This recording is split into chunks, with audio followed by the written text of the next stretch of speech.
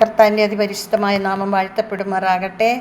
പ്രിയപ്പെട്ടവരെ, ഇന്ന് നിങ്ങൾക്കായി സമർപ്പിക്കുന്നത് ദാവീദിൻ്റെ സങ്കീർത്തനം 112 അധ്യായം അതിൻ്റെ 1 മുതൽ 5 വരെയുള്ള വാക്യങ്ങൾ. ആ വചനം ഇപ്രകാരമാണ്: കർത്താവിനെ സ്തുതിക്കുവിൻ, കർത്താവിനെ ഭയപ്പെടുകയും അവിടുത്തെ കൽപ്പനകളിൽ ആനന്ദിക്കുകയും ചെയ്യുന്നവൻ ഭാഗ്യവാൻ. അവൻ്റെ സന്തതി ഭൂമിയിൽ പ്രബലമാകും, സത്യസന്ധരുടെ തലമുറ അനുഗ്രഹീതമാകും. അവൻ്റെ ഭവനം സമ്പൽ സമൃദ്ധമാകും, അവൻ്റെ നീതി എന്നേക്കും നിലനിൽക്കും. പരമാർത്ഥ ഹൃദയർക്ക് അന്ധകാരത്തിൽ പ്രകാശം ഉദിക്കും. അവൻ ഉദാരനും കാരുണ്യവാനും നീതിഷ്ഠനുമാണ്.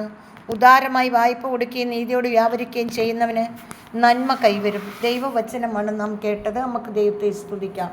പ്രിയപ്പെട്ടവരെ, കർത്താവിൻ്റെ വചനം നമുക്ക് തന്ന ദൈവത്തിന് കോടാനുകോടി നന്ദി പറയാം. ഹല്ലേലൂയ. അങ്ങനെ നമ്മളെ സ്നേഹിക്കുന്ന നമ്മളുടെ സ്വർഗീയപ്പച്ചൻ നമ്മളോട് ആവശ്യപ്പെടുന്നത് എന്താണ്? സത്യസന്ധരുടെ തലമുറ. ഹല്ലേലൂയ. സത്യസന്ധരുടെ തലമുറയായി കർത്താവ് അനുഗ്രഹിക്കും. Hallelujah, hallelujah. പരമാർത്ഥ ഹൃദയൻ അന്ധകാരത്തിൽ പ്രകാശം ഉദിക്കുമെന്ന് പറയുന്നത് പരമാർത്ഥ ഹൃദയമുള്ളവർക്ക്. അപ്പം നമ്മളെ തന്നെ ശോധന ചെയ്യണം. നമുക്ക് പരമാർത്ഥ ഹൃദയമുണ്ടോ? നമുക്ക് അന്ധകാരത്തിൽ പ്രകാശം ഉദിക്കുന്നുണ്ടോ? നമ്മളെ അനുദിനം നടത്തുന്നുണ്ടോ?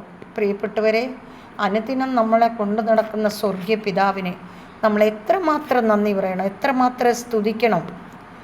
അവൻ്റെ ഭവനം സമ്പൽ സമൃദ്ധമാകും, അവൻ്റെ നീതി എന്നേക്കും നിലനിൽക്കും. അപ്പം നമുക്ക് നമ്മളുടെ ഭവനം സമ്പൽ സമൃദ്ധമാകണമെങ്കിൽ എന്ത് സംഭവിക്കണം? എന്തവിടെ ഉണ്ടാകണം? കർത്താവിനെ ഭയപ്പെട്ട് അവിടുത്തെ കൽപ്പനകളിൽ നമ്മൾ ആനന്ദിക്കണം.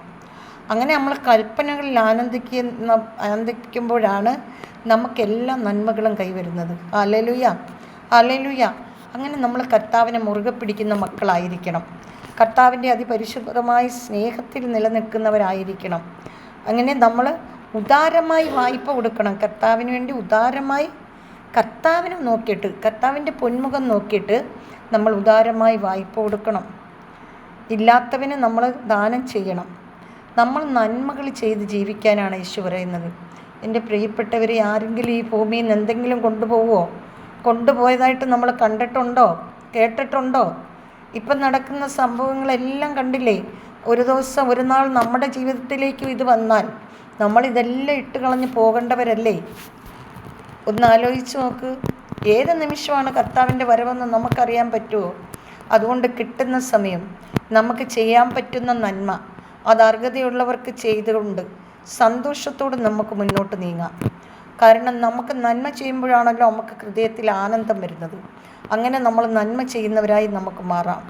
അങ്ങനെ പിതാവായ ദൈവത്തിൻ്റെ വാത്സല്യ സ്നേഹം എല്ലാവരുടെ കൂടെ ഇരിക്കട്ടെ എന്ന് പ്രാർത്ഥിക്കാം. പിതാവായ ദൈവമേ, ഈ പ്രാർത്ഥന കേൾക്കുന്ന എല്ലാ മക്കളെ അനുഗ്രഹിക്കണമേ, ആശീർവദിക്കണമേ. കർത്താവിൻ്റെ സ്നേഹത്താൽ ഇവരെ എല്ലാം കൊണ്ട് നടക്കണമേ. അങ്ങയുടെ കൃപയിൽ പൊതിയണമേ. പരിശുദ്ധാത്മാവിൻ്റെ അഭിഷേകം കൊണ്ട് ഈ ഓരോ വ്യക്തി ജീവിതങ്ങളെ അനുഗ്രഹിക്കണമേ എന്ന് പ്രാർത്ഥിക്കുന്നു. ഈ വചനം കേൾക്കുകയും അതോടൊപ്പം വചനത്തിൽ ജീവിക്കുകയും ചെയ്യുന്ന എല്ലാവരെയും സമർത്ഥമായി അനുഗ്രഹിക്കണമേ പിതാവേ. അങ്ങ് പരിശുദ്ധൻ, പരിശുദ്ധൻ, പരിശുദ്ധൻ, പരിശുദ്ധൻ. അങ്ങ് പരിശുദ്ധനായിരിക്കുന്നത് പോലെ ഞങ്ങളെല്ലാവരും പരിശുദ്ധിയിലും വിശുദ്ധിയിലും ജീവിക്കുവാൻ ഞങ്ങളെ എല്ലാവരെയും സഹായിക്കണമേ, അനുഗ്രഹിക്കണമേ. ഞങ്ങൾക്ക് ആവശ്യമായ എല്ലാ നന്മകളും കൊണ്ട് നിറയ്ക്കണമേ എന്ന് പ്രാർത്ഥിക്കുന്നു. പിതാവായ ദൈവത്തിൻ്റെ സ്നേഹവും പുത്രനായ ദൈവത്തിൻ്റെ കരുണയും പരിശുദ്ധാത്മാവിൻ്റെ അഭിഷേകവും ഈ വചനം കേൾക്കുന്നത്, ഈ വചനം വായിക്കുന്ന എല്ലാ മക്കളോടൊപ്പം ഇരിക്കട്ടെ എന്ന് പ്രാർത്ഥിക്കുന്നു. നിത്യം പിതാവും പുത്രനും പരിശുദ്ധാത്മാവായ സർവീശ്വരായി എന്നേക്കും ആമേൻ. കർത്താവ് നിങ്ങളെ എല്ലാം സമർത്ഥമായി അനുഗ്രഹിക്കട്ടെ. Praise the Lord.